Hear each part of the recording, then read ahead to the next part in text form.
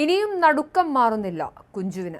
വയനാട് കള്ളാടിയിലുണ്ടായ വൻ മണ്ണിടിച്ചിൽ ദുരന്തത്തിൽ നിന്നും തലനാരിഴയ്ക്കാണ് കുഞ്ചു രക്ഷപ്പെട്ടത്. തുരങ്കപാത നിർമ്മാണ പദ്ധതിയിലെ സൂപ്പർവൈസറാണ് കുഞ്ചു. അപകടം നടക്കുന്ന സമയത്ത് സ്ഥലത്തുണ്ടായിരുന്ന ജീവനക്കാരുടെ എണ്ണത്തെക്കുറിച്ച് വ്യക്തതയില്ലെങ്കിലും സ്വന്തം ജീവൻ പോലും തൃണവൽഗണിച്ച് അദ്ദേഹം രക്ഷാപ്രവർത്തനത്തിൽ ഏർപ്പെട്ടു. അപകട സ്ഥലത്ത് പുറത്തുനിന്നെത്തിയ ഒരു സ്ത്രീ ഉണ്ടായിരുന്നുവെന്നും അവരെ രക്ഷിക്കാനായാണ് താൻ മണ്ണിടിയുന്ന ഭാഗത്തേക്ക് ഓടിയതെന്നും കുഞ്ചു ഓർത്തെടുക്കുന്നു. ആ ശ്രമത്തിനിടയിൽ മണ്ണ് ഇടിഞ്ഞു വീണ് അദ്ദേഹത്തിന്റെ തലയൊഴികെയുള്ള ശരീരഭാഗങ്ങളെല്ലാം മണ്ണിനടിയിലായിപ്പോയി. എന്നാൽ അവിടെ നിന്നും അതിസാഹസികമായി എഴുന്നേറ്റ അദ്ദേഹം മറ്റ് 2 പേരെ കൂടി രക്ഷപ്പെടുത്തി. തന്നോടൊപ്പം ചായ കുടിച്ച് മടങ്ങിയ സഹപ്രവർത്തകരെ തൊട്ടടുത്ത നിമിഷത്തിൽ കാണാതായെന്ന യാഥാർത്ഥ്യം അദ്ദേഹത്തിന് ഇപ്പോഴും ഉൾക്കൊള്ളാനായിട്ടില്ല. ആദ്യം ചെറിയ രീതിയിൽ മണ്ണിടിഞ്ഞപ്പോൾ തന്നെ മറ്റുള്ളവർക്ക് മുന്നറിയിപ്പ് നൽകാനായി അദ്ദേഹം സെക്യൂരിറ്റി ക്യാബിനിലേക്ക് ഓടിയിരുന്നു. ചായ കുടിച്ച പൈസ നൽകാനായി തിരികെ സംഭവ സ്ഥലത്തേക്ക് എത്തിയപ്പോഴേക്കും പ്രദേശം മുഴുവനും വൻതോതിൽ ഇടിഞ്ഞ് താഴുകയുണ്ടായി. സൈറ്റിലുണ്ടായിരുന്ന കൺസ്ട്രക്ഷൻ മാനേജർമാർ, അസിസ്റ്റന്റ് എഞ്ചിനീയർമാർ എന്നിവരെല്ലാം നിലവിൽ കാണാതായവരുടെ പട്ടികയിലാണ്. ഒട്ടും പ്രതീക്ഷിക്കാത്ത ഭാഗത്ത് നിന്ന് മലവെള്ളപ്പാച്ചിലും മണ്ണിടിച്ചിലും ഉണ്ടായെന്നാണ് അദ്ദേഹം പറയുന്നത്. തുരങ്ക നിർമ്മാണത്തിന്റെ ഭാഗമായി എടുത്ത മണ്ണ് കൂട്ടിയിട്ടത് വലതുഭാഗത്തായിരുന്നുവെന്നും ഇത് ടാർപോളിൻ ഉപയോഗിച്ച് പൂർണ്ണമായി മൂടിയിരുന്നുവെന്നും കുഞ്ചു വ്യക്തമാക്കുന്നു. ഈ കൂട്ടിയിട്ട മണ്ണ് നീക്കം ചെയ്യണമെന്ന് മീറ്റിംഗുകളിൽ ആവശ്യപ്പെടുകയും അതിനായി മറ്റൊരു സ്ഥലം കണ്ടെത്തുകയും ചെയ്തിരുന്നു. വരുന്ന 10-ാം തീയതിക്ക് ശേഷം മണ്ണ് മാറ്റാൻ നിശ്ചയിച്ചിരുന്നതാണെങ്കിലും മഴ ശക്തമായതിനാൽ ഇത് വൈകി.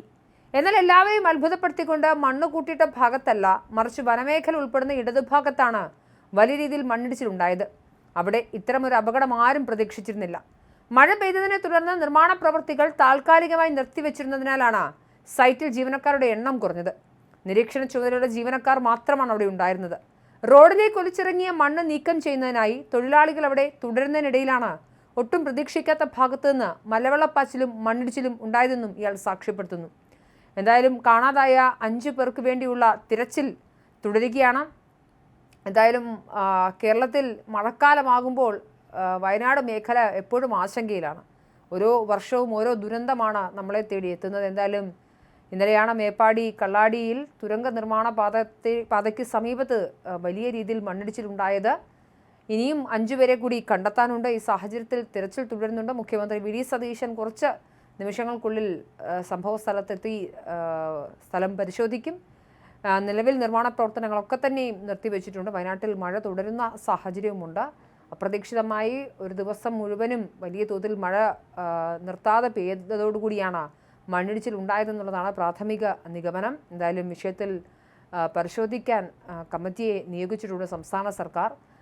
മുൻപും ഈ ഭാഗത്തുനിന്ന് എടുത്ത മണ്ണ് അത് വലിയ രീതിയിൽ കൂട്ടിയിട്ടിരുന്നു. ഇത് നീക്കം ചെയ്യണമെന്ന് കൃത്യമായ നിർദ്ദേശം ജില്ലാ ഭരണകൂടം നൽകിയിരുന്നെങ്കിലും കമ്പനി അത് പ്രധാനമായിട്ടും അത് അംഗീകരിച്ചിരുന്നില്ല, അല്ലെങ്കിൽ അനുസരിച്ചിരുന്നില്ല. ഈ സാഹചര്യത്തിലാണ് മനുഷ്യനിർമ്മിതമായ ദുരന്തമാണ് കള്ളാടിയിൽ ഉണ്ടായതെന്നുള്ളതാണ് പറഞ്ഞത്. എന്നാൽ ഇപ്പോൾ മണ്ണിടിച്ചിൽ കൂടി ഉണ്ടായി എന്നൊരു വാർത്ത കൂടി വന്നതോടുകൂടി അന്വേഷണം കൃത്യമായി നടന്നതിന് ശേഷം സംസ്ഥാന സർക്കാർ നിലപാട് അറിയിക്കും.